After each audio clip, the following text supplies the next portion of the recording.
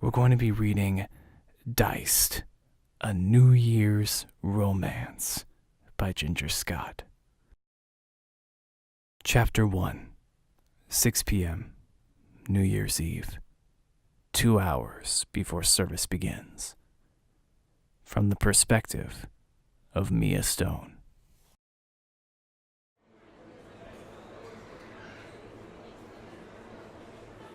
I am not my father. Thomas Stone would have looked at the job ahead. Major New Year's Eve gala for 1,000 A-listers at Vegas's newest IT boutique hotel and shrugged it off as no big deal. I guess when you've cooked for the president and the Rolling Stones, you sort of scoff at Vegas parties, even if they're serving rock stars, champion fighters, Hollywood producers, and the guy I drooled over in the movie I took myself to just 2 days ago. I miss my dad's cavalier approach to enormous tasks. Fuck, I just miss him.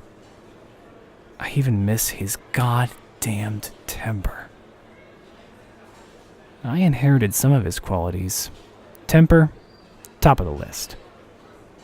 But whatever it was that he had that kept his emotions in check definitely skipped a generation with me.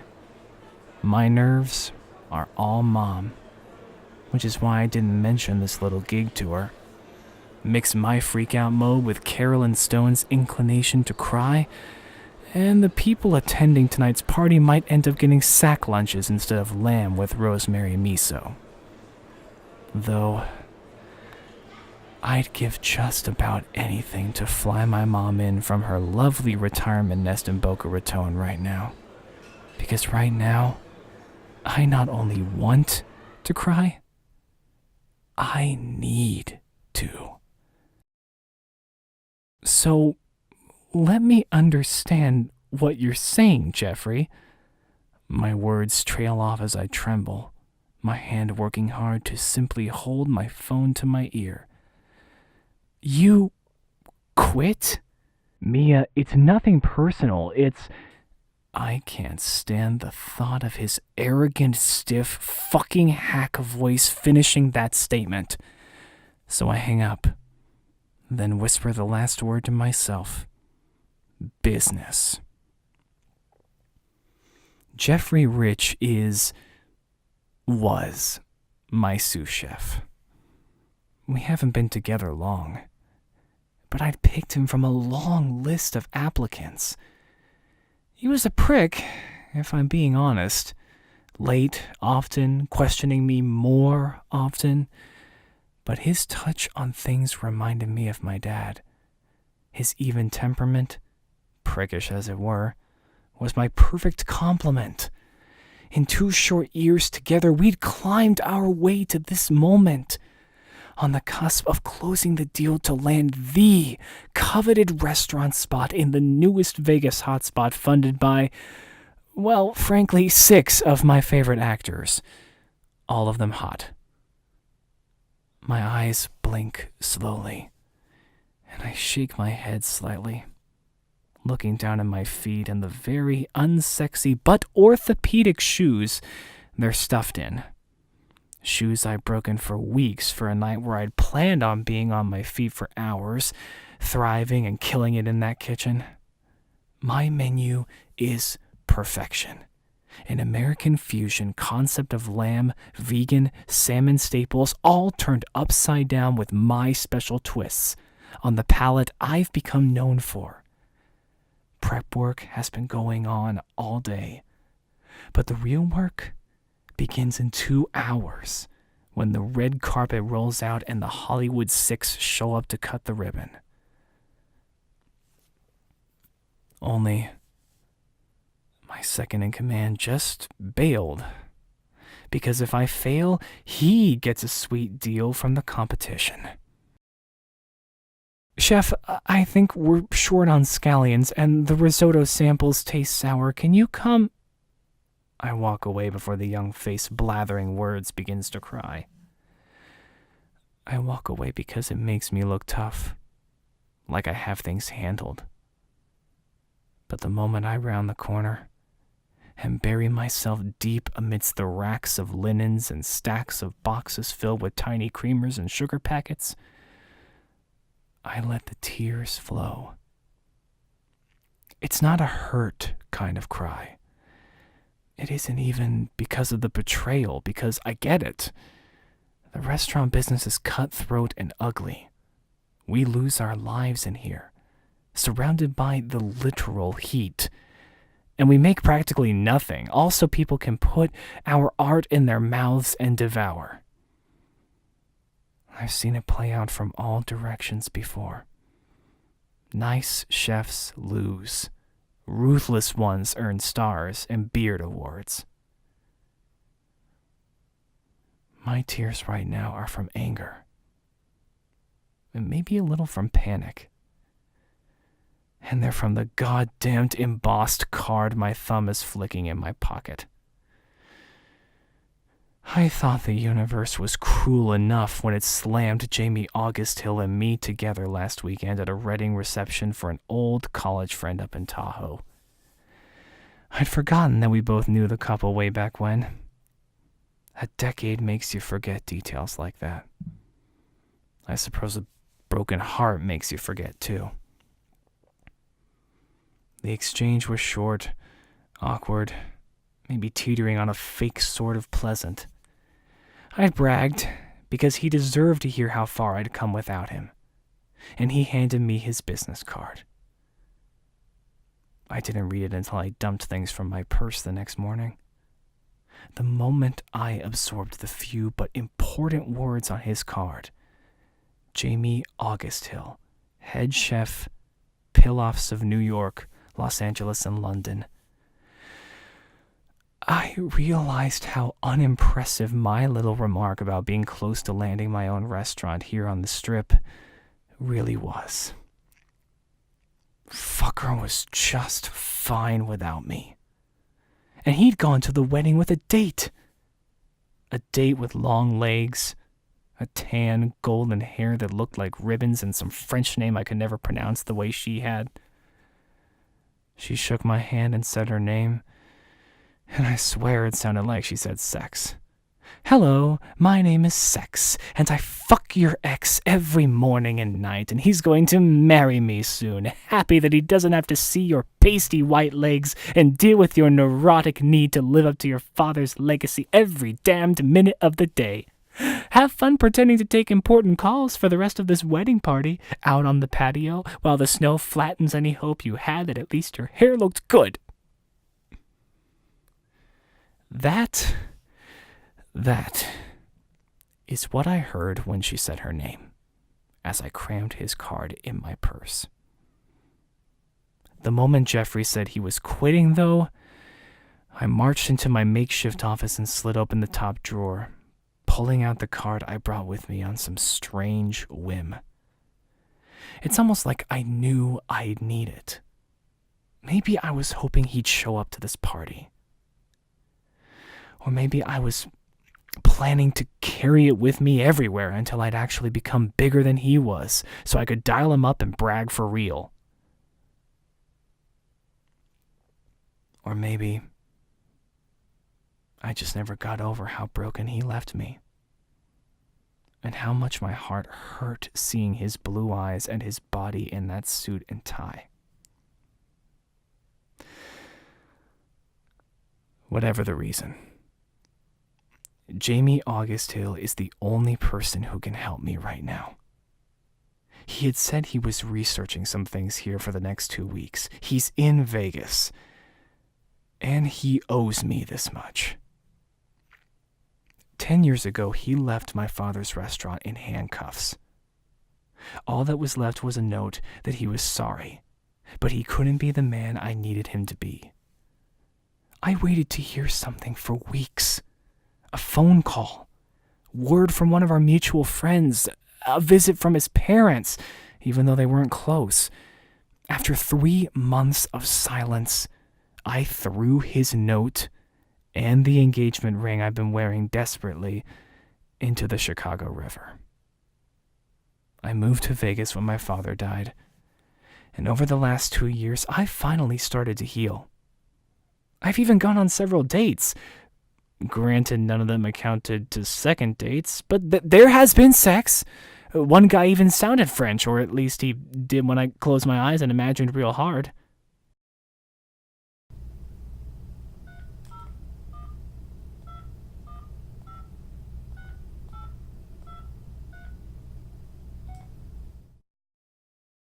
Hello? My head jars, and I start to blink rapidly, not realizing that my fingers just started to dial and that I was staring at my phone's screen while my mind was working through scars Jamie had left behind. Hello? His voice is muffled, but his second answer shakes me enough to be able to reply. I feel sick, and my body is rushed with a morphine-like sensation. Jamie, yes, hi, it's Mia. I swallow. I'm sure he hears it. Mia, wow, I'm just surprised you called. How are you? 10 years older, the timbre in his voice is still the same. It's sweet and tender, the rasp of long nights wearing it thin. I lean back into the wall behind me and let my head fall to the right against a cold metal shelf. I have to be strong. I have to sound better than him, stronger than him, more important than him. If I don't, then even if he agrees to help, he'll just end up walking all over me, both professionally and emotionally. The truth is, I'm not really anyone in this culinary world. I don't know fancy names, and I didn't come from some great school. I learned under my dad's watchful eye and vengeful tasting spoon. I was his silent Sue, a woman he never gave public credit to but praised and adored when nobody was watching. I choose to believe that part was sincere. He pushed me. He wanted this for me, this success. He just wanted it to happen when he was done with his. Then he died. And I had no idea how to get any of it. Because who was I really? Some girl who called Thomas Stone her dad? I had to prove my way around the kitchen all over again, working my way up from nothing, from fucking dishes. I won a contest to get me to this point, and I bullshitted my way through interview after interview to get to this night. It was fine, because I always knew I was doing better than Jamie was. Only I wasn't at all. He went from prison to goddamned famous in the food business, and now I need his help. After a short, deep breath, I stand tall and push out from my nook in the depths of the catering hall's kitchen. I'm fine. Listen, I have a bit of an issue, and since you're in town, I thought maybe you'd like to help me out. Sort of for old time's sake, if you know what I mean. Cavalier. Just like Dad. I'm listening, he says, and I can practically see the smirk through the phone. I bet there's stubble, too. That man has constant 5 o'clock shadow. He had it at the wedding. Somehow, I held my hand back from running my fingers along the grid of his strong chin. My former sous chef is a dick. I blurt that out, shaking off my fantasies and getting right to the point. He quit on you, didn't he? He interrupts. I let out a heavy sigh. He got a better offer from the competition. I roll my eyes, playing the part of tough woman, pissed off boss and fearless leader as I pass through trays, taking samples and tasting from pots, my kitchen already going. Nothing in here tastes right. I think maybe I've suddenly lost my ability to taste. I'm a hack. Someone wants you to fail. Jamie chuckles. Yep. My answer short and sweet. I wait through what feels like 10 seconds of silence while Jamie mulls over the only facts I'm going to give him. He knows this business, and he can fill in the blanks for himself. When do you need me? My heart stops beating briefly, and I stumble on my feet at his words, riding myself as I catch my balance on the swinging door before I step out into the ballroom. Nobody saw my fall, but I pull a chair from one of the tables and indulge in a moment of rest to finish this conversation. In about 5 minutes, I say, giggling as the words come out. This whole situation is more than pathetic. It's comedy and tragedy rolled into one. Where? Guessed. That new boutique hotel they just opened down here. I'll have them hold you a space in the executive lot. I taste bile before I utter the rest. And I'll split my commission. My lip sneers as I swim in dread. That commission is literally supposed to keep me afloat for the next 6 months. I calculated my budget down to the penny. And that was with canceling my cable. Okay, he says, hanging up before I can choke out a thanks. I leave my phone in my palm, pressed against my head for the next 5 minutes as I stare at the men and women dressed in black, white, and silver. They dash about the massive space, picking at details, testing sound and lights, and setting tables so they are all exact, the space perfection before the sun dips and the fight crowd pours in. Somewhere in my daydream, one more tear rolls down my cheek. I wipe its evidence away and roll my shoulders as I get to my feet. Jamie August Hill, at least for the next few hours, is my employee. And no matter how blue his eyes are, how soft his golden brown hair is, and how much I miss standing under the shadow of his chin while his hands undress me, I can't let him in beyond the rules of the kitchen. My kitchen. My fucking dream. That one tear, that's all he gets. Chapter 2. 7:02 p.m. Panic mode in full swing. 1 hour to go.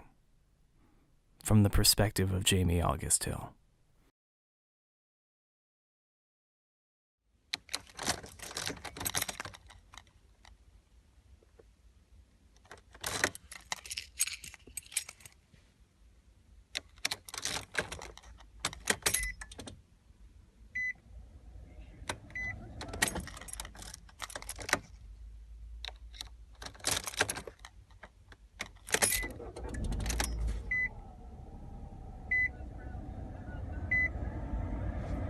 I've had men twice my size press loaded guns against my temple. At least a dozen times. Yet I've never wanted to piss myself more than I do now. This idea might just be my worst. And I used to run cons against card sharks and mob bosses in downtown Chicago. I know if I don't at least try, though, then the what-ifs that wake me up in cold sweats every single night are going to swallow me whole. Success is a fickle thing. I've been on the bottom and the top, and both places feel the same. Lonely. When I agreed to let the FBI take me in as part of a takedown setup for Marcos McQuistion, head of Chicago's biggest underground gambling ring, I could only see my out. I figured I'd finally break free of my fuck-ups, clear the slate on my rap sheet and dead, and wipe out all of those warning flags that would always hold me back. I didn't give two shits about myself. But I didn't want my misdeeds to bleed over into Mia's dreams. Her father didn't want them to either. And when he came to see me in federal prison, before I was swept away for 5 years of witness protection, on the off chance that my testimony would be needed at some point, he made it clear just how serious he was about my ugliness mixing with Mia's beautiful soul. Let her be, he said. My cold sweats come with those words in the background. Let her be. Her dad was like my father, too. In the kitchen, he was, at least. Mia and I trained side by side under his strict mentoring. He didn't share his secrets with many people. He barely shared them with us. And some of them I think he preferred to die with. But he shared the kitchen with us. With me. He invited me into his palace. That's what he called it. And believe me, it was as clean as one every morning and night. I was some troublemaker who kind of thought maybe I could cook. Turns out he thought I could too. I just couldn't ruin his little girl with all my shit. So, I promised. I've spent the better part of a decade believing he was right to tell me to stay away for good. To let her find a good man, find her own path, and make her own name. He didn't like how much she depended on me. I loved how much that woman relied on me. But we were young, 24, and now older and wiser. I realize now just how selfish I was to need her needing me. I got the wedding invitation and responded with a yes, simply hoping I might see someone who knew her, knew how she was doing, really doing. I didn't think I'd come so close so soon.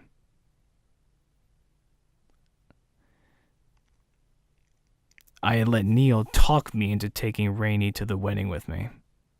Not that he had to push me that hard. She's beautiful. And a model. But had I known I would have seen Mia there, I would have preferred to have been alone.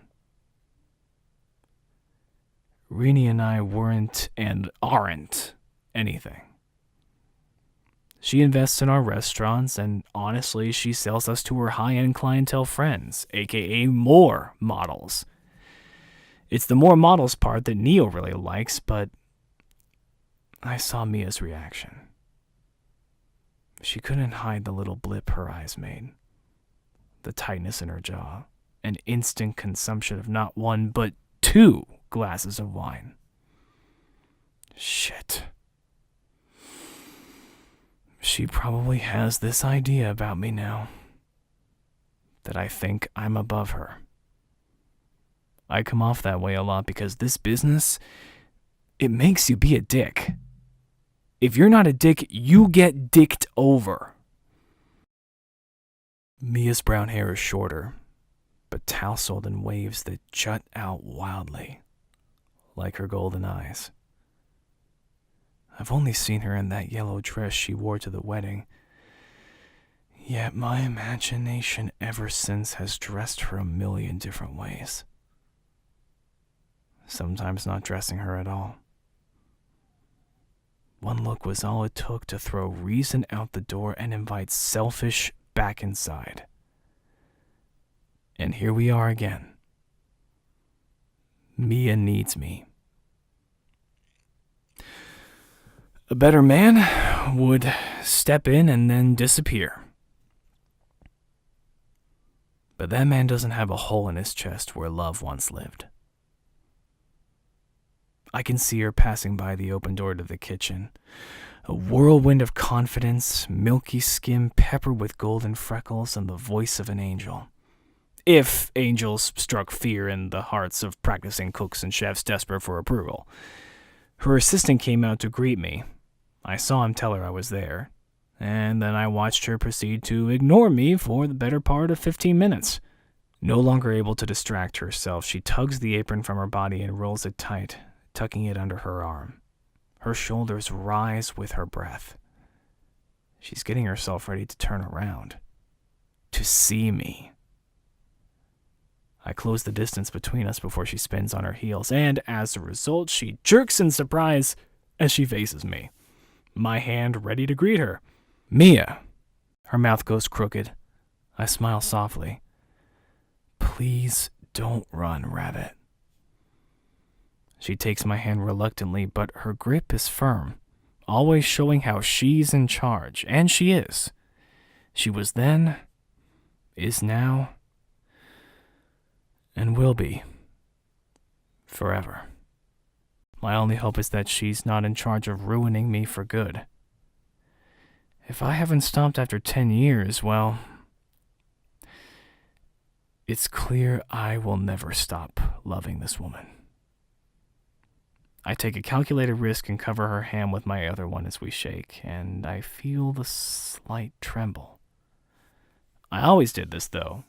Normally, I'd bring her hand to my mouth and kiss it afterward. Her shaking tells me it's not time to try that. At least, not just yet. Her eyes glance beyond me, and she pulls her hand away quickly when she sees I didn't come here alone.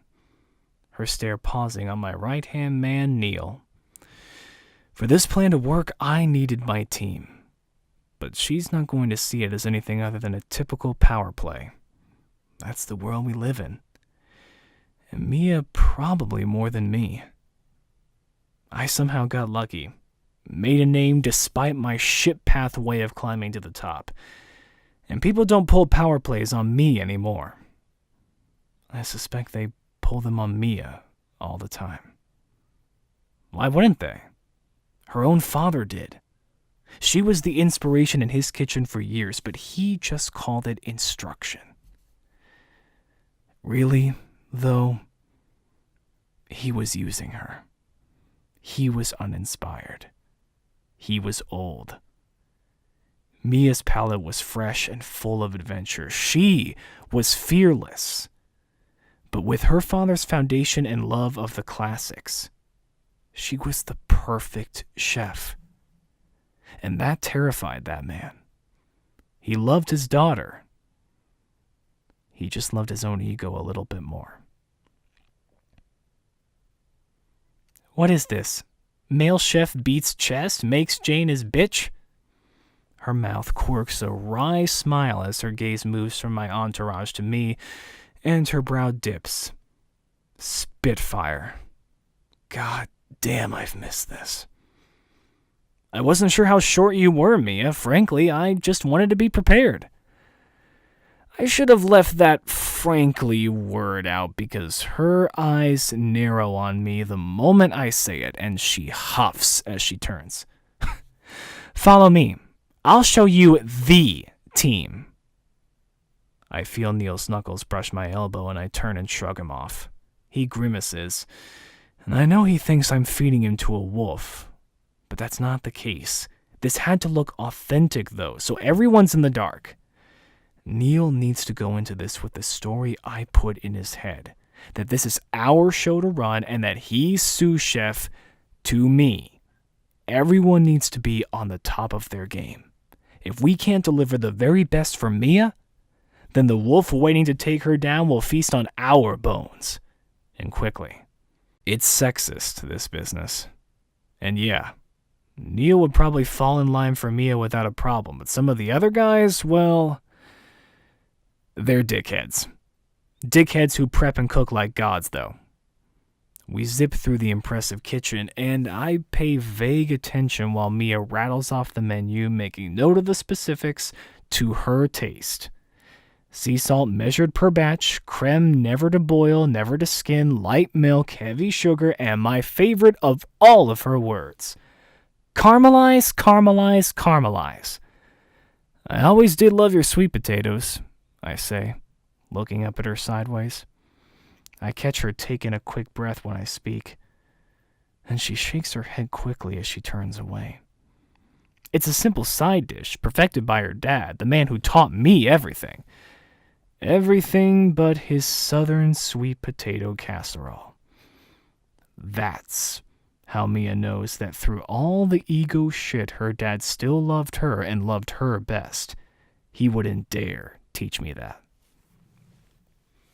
When I realize where she's leading me next, into the back where room gets tight and dark, I wave off Neil and the rest of my team. The 6 of them hover around the prep station watching as Mia's crew works like a clock. No emotion. Perfect unison. She was always classical. And I was always rock and roll. And here, she says, pausing to grunt as she pulls the heavy walk-in door open, is the refrigerator. Everything should be prepped and ready for open for the most part, but we're going to go through a lot of dairy tonight. I cock a brow as I pass her and step inside. But the moment my face is hidden from her view, I let my act drop.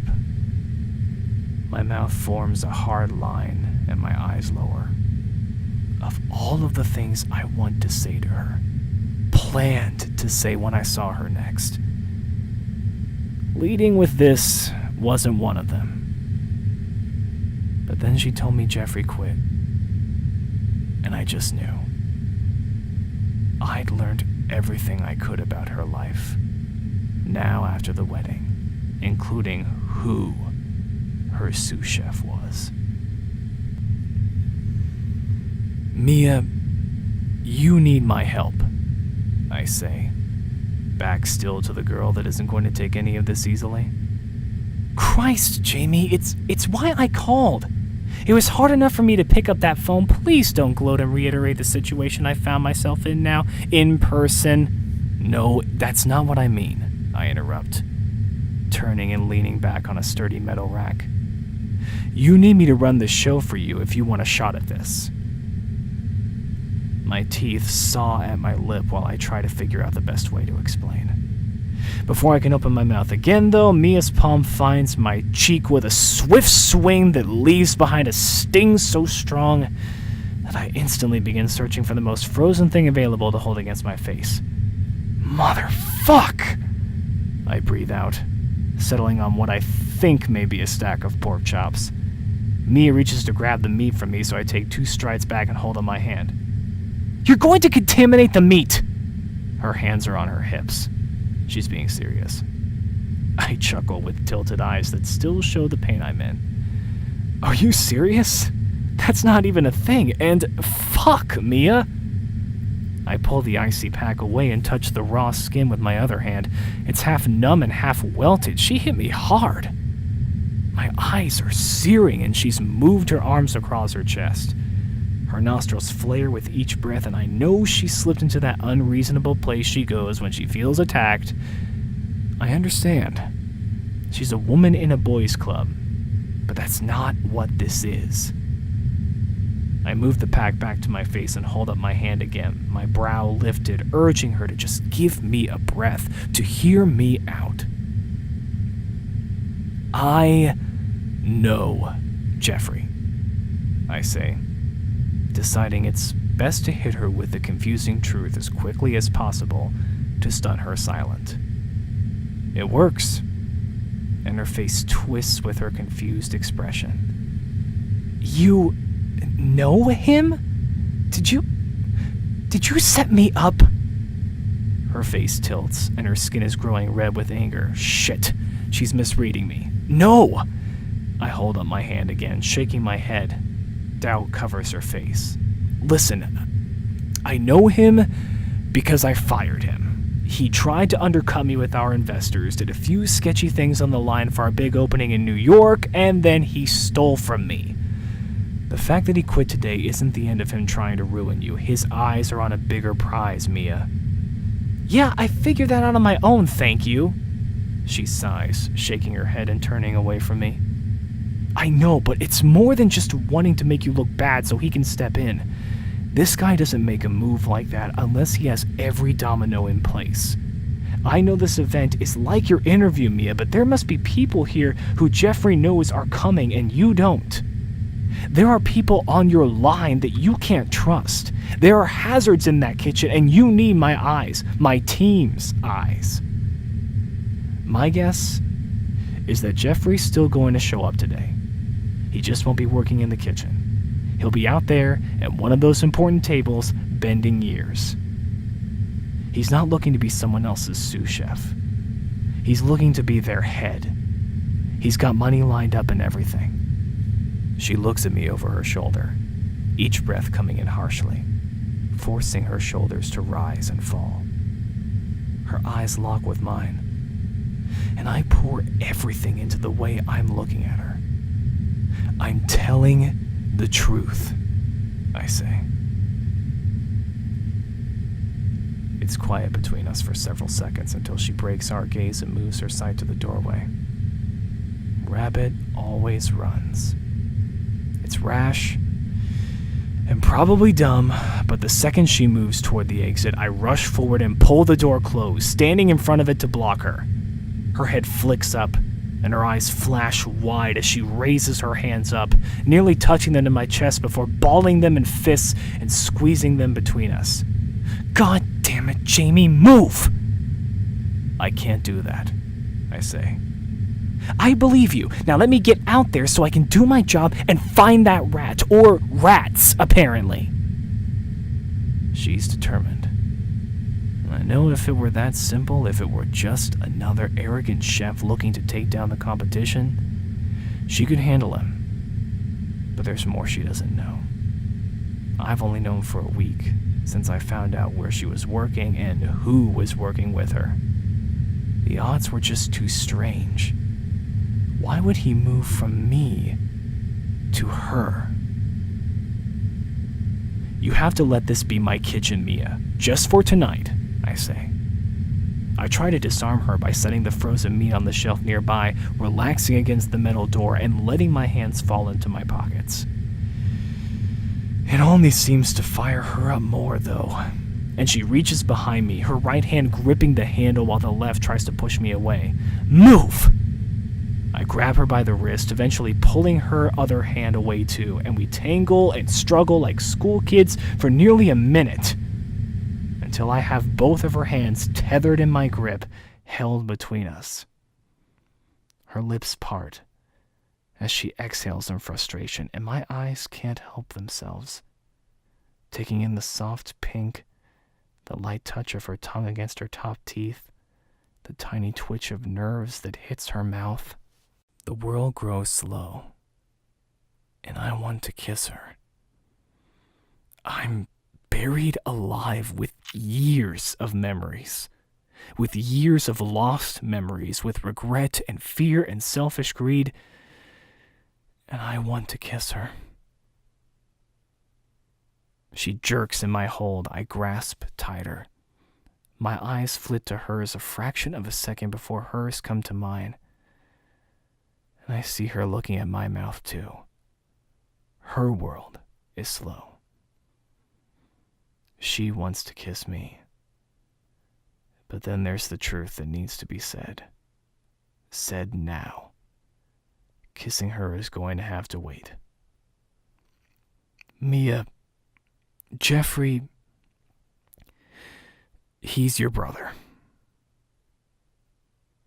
Her color is gone in the first blink of her eyes. After her second, her strength falters. The third blink never comes, and I take her weight into my body and slide with her down to the floor. Her face against one arm, her limbs lifeless, and her skin cold from the walk-in refrigerator. I sweep her hair from her forehead and run my thumbs along her cheek until she comes to. I have about 6 seconds to figure out how the hell I'm going to explain this to her. And then there's her mouth. And all I want to do is kiss her.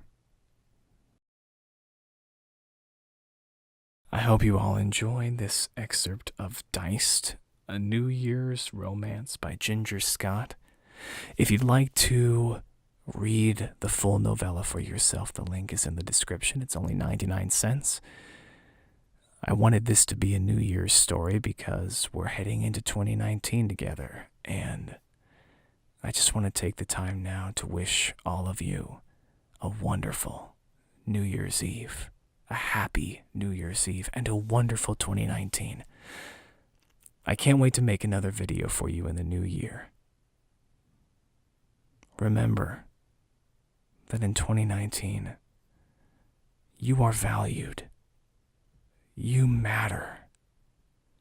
There has never been, and there will never be, another you. And I just know that something great is coming for you.